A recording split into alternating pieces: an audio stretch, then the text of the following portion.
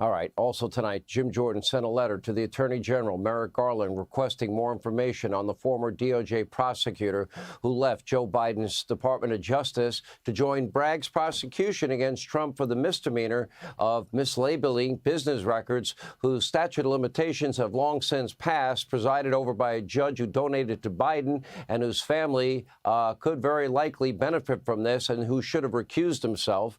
Anyway, here with reaction, House Judiciary Committee Chairman Jim Jordan. Jim, let me, if I can, I want to go to this guy. His name is Matthew Colangelo.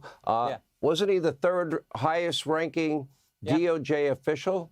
Why would he give up that prestigious job to go be helping a DA in New York City? That seems a little odd to me, unless there's maybe coordination of some kind, and maybe Joe Biden wanted him there. Yeah, that's why we're going after every single document and communication this guy had while he was at the Department of Justice.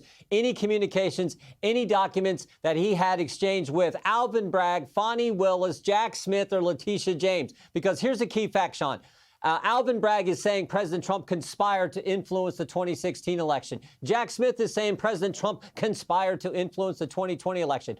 What's really going on here is everybody in that I just mentioned, Alvin Bragg, Letitia James, Jack Smith, all of it, and Michael Colangelo, all are conspiring to go after, to influence the 2024 election. So we're going to get every communication this guy had. That's what we're pursuing. And understand the history here, Sean.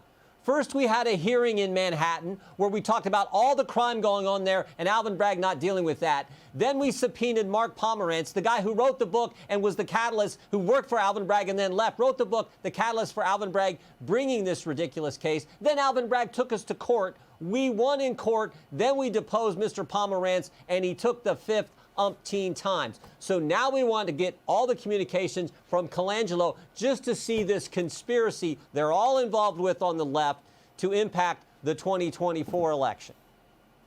All right. So let me ask you this. The Department of Justice, you're looking into how it's been weaponized and politicized. They have not been forthcoming. They have not been cooperative.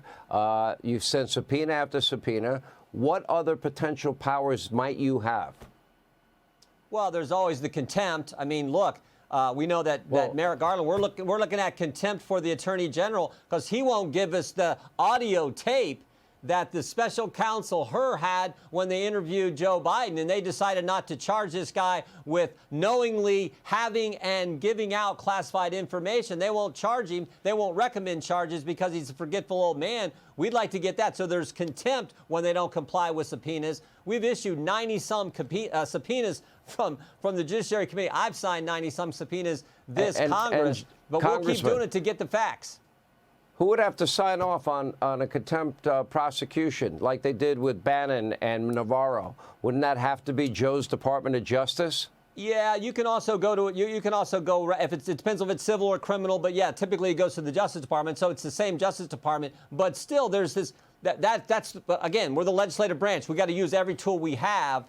We can't indict anyone. We can't prosecute anyone. All we can do is go after the facts, use the subpoena power, use the hearing power, and use the power of the purse, frankly, to influence these things and get control of these agencies. All right, Jim Jordan, thank you. We appreciate your time.